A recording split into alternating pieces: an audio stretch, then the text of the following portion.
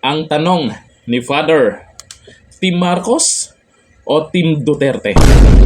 Yung Team Duterte, ito yung kumakalat ngayon sa social media na ang tawag ay Team Suka or Team Vinegar. Kasi may mga nagme-message sa akin, ano yung host, Jalin, yung sinasabi nilang Team Suka, susuportahan ba natin yun?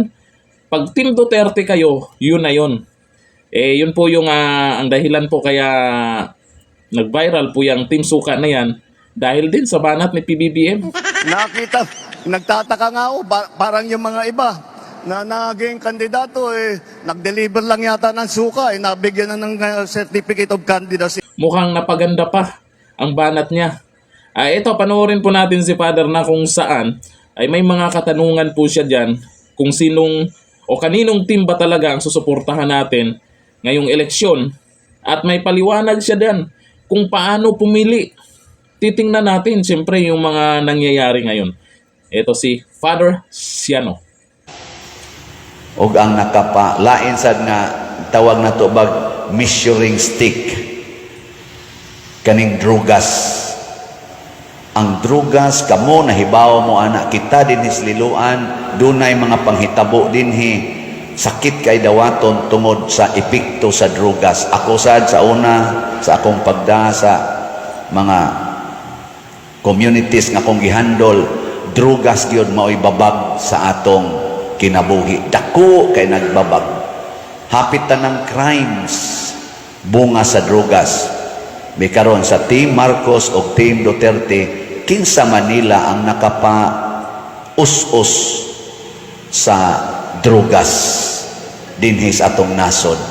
Sa ilarong gibuhat ba sa ilang performance, kinsa Manila ang atong suportahan kadtong nakapaus-us dili tingali totally gyud nakawagtang kadtong naningkamot pagsulbad sa kaso sa drugas ato tong suportahan. Nganong ari man kamo suporta aning way gibuhat para sa drugas o kaha naglisod kadtong nakabungkag sa drugas.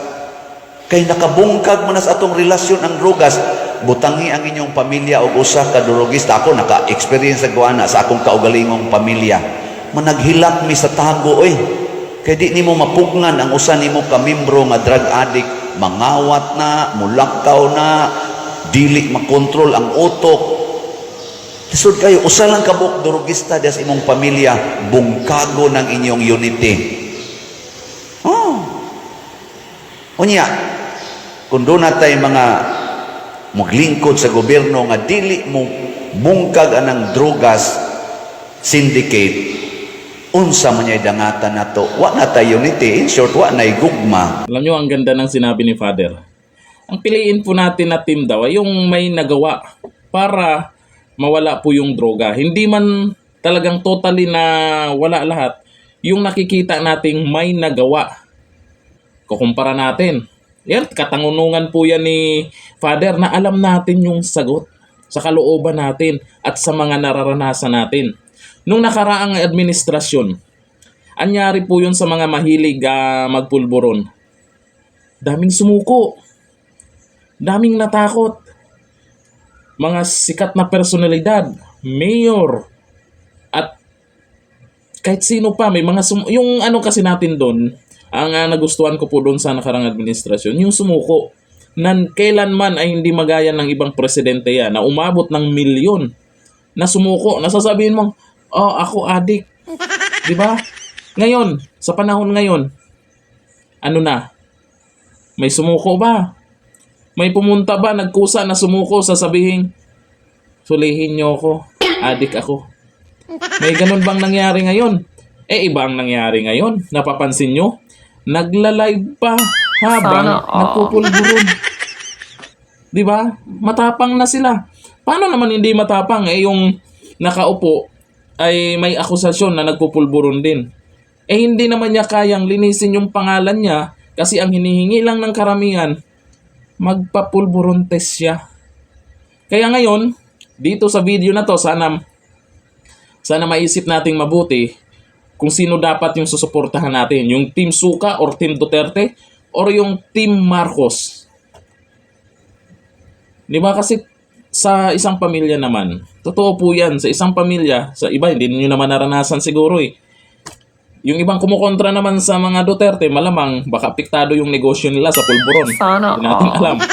Eh kung kayo, matino yung pamilya nyo, may isa doon na nagpulburon.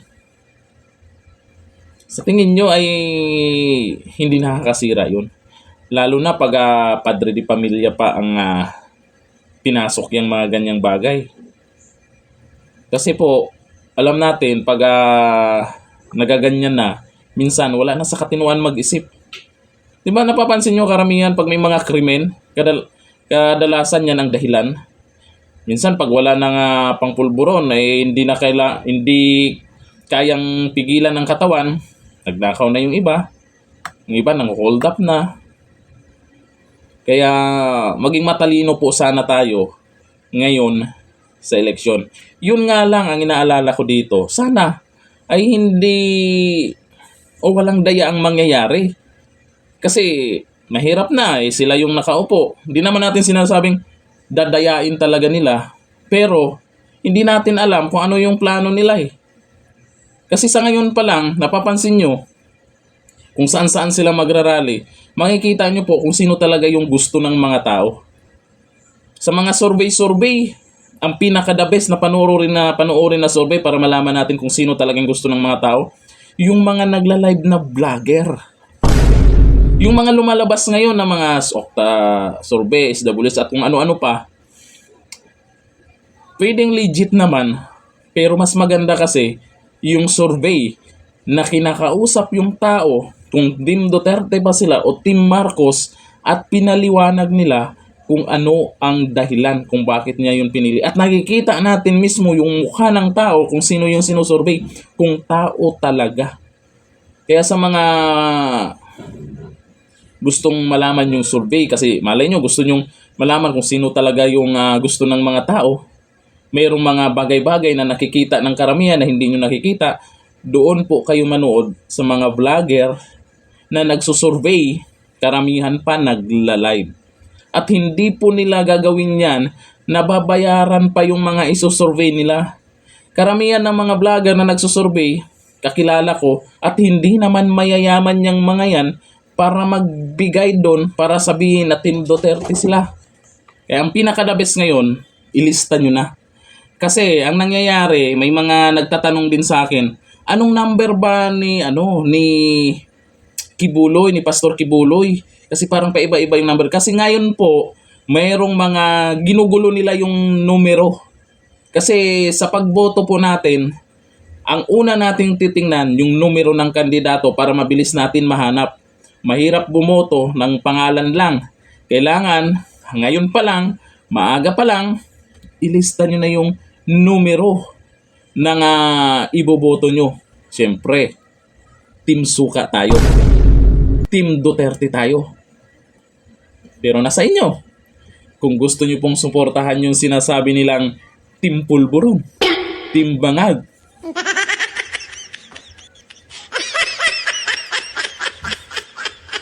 Hanggang dito na. Thank you. Bye-bye.